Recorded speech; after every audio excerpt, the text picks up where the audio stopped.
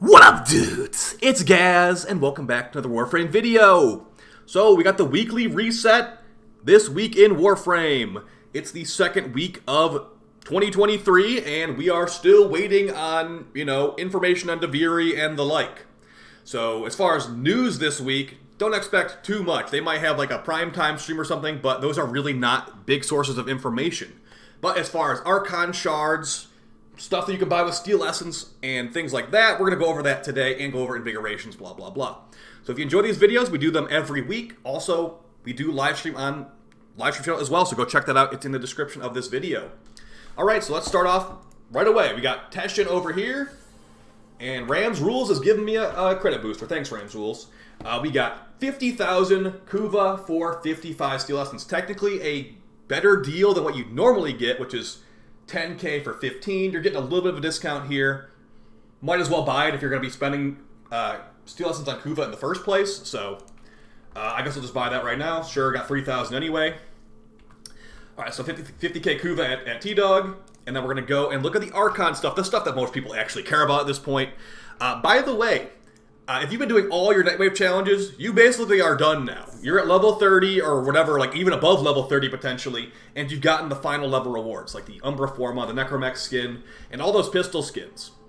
But as far as the Archon Hunt, here we are. We have the blue Archon shard, which will provide you with stats like increased hit points, health, increased armor, increased stuff that's not as good as red shards, unfortunately. So if you want to be more tanky, go for it. I'm going to run it either way to try to get that Tau shard. But yeah, this is one of the weeks that some people actually tend to skip. It's like, I don't want these blue shards. They're doing things I don't really want on my build. So yeah, a lot of people do skip this. As far as my bonus, I got Titania strength, so that should be pretty hilarious. And then I've got the Jack Tag, the Attica, and the Twin Basalt, which are not really Acolyte killing, or what do they call it again? Archon killing weapons. As far as the mission types, we got Sabotage, Excavation, and the final fight against the Archon. I've got guides on how to do these fights if you'd like to check them out. Basically, you want high multi-shot weapons with decent amount of fire rate, too. Excavation is unfortunately not my favorite. Alright, let's go over to... we are on the right place. Okay, so you have to be in the Drifter's Cave. If you're looking to get access to this, I get this question a lot. If you're looking to get access to these Archon sorties and stuff, you need to beat the New War quest, and then after that, beat the Veilbreaker quest, and you'll get access to this. Alright, so Chipper should have a blue shard, double blue week. Unfortunate, like I said, people tend to skip this stuff. Or not everybody, some people tend to skip this stuff. And that's 90 stock for probably like 75 energy, realistically the best use of those shards. The call mission this week is Sneaky Sabotage, which I view as the best one because it's the quickest one and it's the smallest area. As far as challenges, Deathless, complete the mission without dying and without becoming veiled, which are pretty the same thing as far as I'm concerned. You get 30 stock for that. Remove 5 Narmer Veils using the Veilbreaker. Remember that for this one, the Narmer Veils will also be on the little Corpus guys, too. So it's not just Grenier that are flying around. Actually, this one I think is only Corpus guys. There's no Grenier to, like, save for this one. Only Corpus guys. 5 Gene Stamps. This one is going to be probably a little bit annoying for some people. But remember, there is cumulative progress for challenges now. So if you go through and you get 3 of these and you're like, I don't want to redo the whole mission, you can go in, get your 3 done, and then later in the week or whenever you feel like it, go get the other 2. You can abort the mission after you find the last 2. You don't need to complete the mission fully, okay? So the cumulative challenges are pretty nice. After you abort, you will get your stock, and it's no big deal. Call, kill, quick, get 5 kills within 5 seconds. This is probably one of the easiest missions to do this on because near the end of this mission, you get a massive, like, orbital laser cannon that blasts like a big AoE of enemies. So very, very simple near the end of this. So pretty straightforward on that one. Call, sneak, good. Complete the mission without being spotted by a deacon. Last time I remember doing this one, it was a little bit buggy where it's like, okay, I briefly got seen by one of the deacons and it didn't count, but you're supposed to only fail this challenge if you get fully spotted. Like the entire alertness bar goes all the way up. So just be sneaking good, I guess, is what I'd say. And then my least favorite challenge is unlock the cache with the passwords. Find passwords and unlock the cache. This one does not have cumulative progress. But here's a tip for you if you're looking to do this one. These passwords will only appear once you are looking through one of the security cameras in this mission. That's a very easy way to do it. If you're looking through a security camera, there's potential one of these cache codes will be on the wall, usually like a little hand on the wall or something. So Yeah, there's a lot of cameras in this mission, so good luck with that. The cache will be near the end by the spider boss fight. It's a white corpus cache. So yeah, let's go over the Nightwave stuff real quick, even though I said, like, you know, a lot of people, or not a lot of people, people that care are already level 30. People that don't care are like level 2 still. But as far as these Nightwave challenges, we've got Earth Bounty Hunter, complete 5 different bounties in the Plains of Eidolon. The Eidolon boss fight bounty will complete for this as well, so you can technically do that. That's 2 of them done right there. We've got Eliminator, complete 3 extermination missions. Let's see what DE recommends on that. Start a new mission for the navigation console. The mission type must be extermination. So there you go. Pretty straightforward.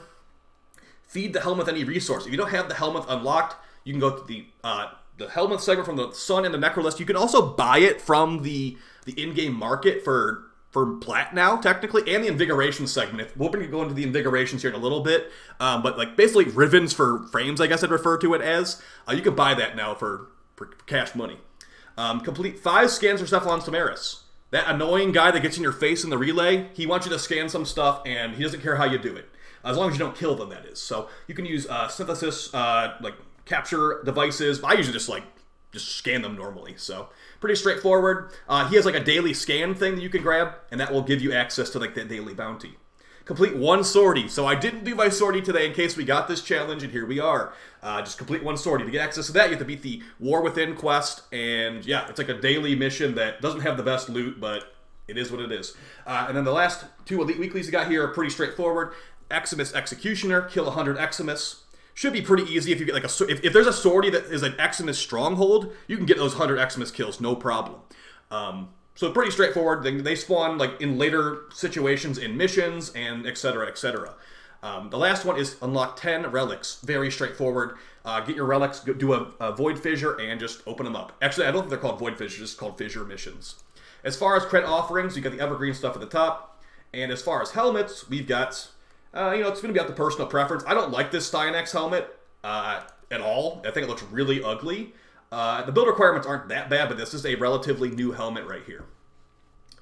As far as the rest of the helmets, it's going to really be up to you. Like I said, there's the Grendel Glut helmet, which I've always used, so maybe get that one. And as far as aura mods, well, we have a lot of aura mods this week. We got 6 different aura mods. Sniper Scavenger, EMP Aura, Energy Siphon, Shield Disruption, Steel Charge, and Rifle Scavenger. As far as me recommending these to you, I'd say not must-have, but the best ones to get here are going to be Energy Siphon and Steel Charge. These are basically... Steel Charge is one of the best aura mods in the game. It gives you more capacity than almost any other aura mod. So very good for like Umbra builds to get all the capacity you can possibly get.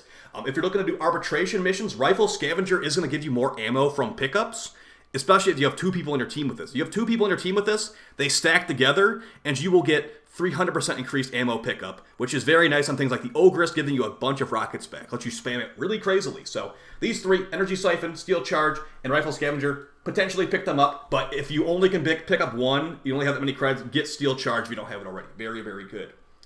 For Mastery Fodder, we've got the Jaw Sword and the Heat Sword blueprint, also the Dark Dagger blueprint. The Jaw Sword is a pretty good stat stick for like Korra and frames like that, so maybe pick that up if you're looking for a stat stick.